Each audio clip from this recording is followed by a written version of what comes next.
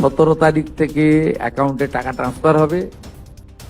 আর এটা কেবলমাত্র এই মাসে হয়ে যাবে, পরের মাসে থেকে বিজেপি সরকার যতদিন থাকবে প্রত্যেক মাসে দ্বিতীয় সপ্তাহে টাকা ট্রান্সফার হয়ে যাবে।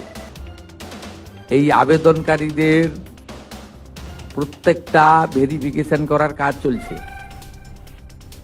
ভেরিফিকেশন প্রায় শেষ পর্যায়ে এসে গেছে।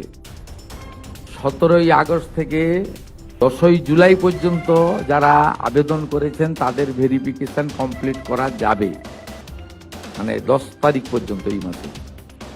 11 থেকে 31শে জুলাই ভেরিফিকেশনের জন্য আরো সময় লাগবে।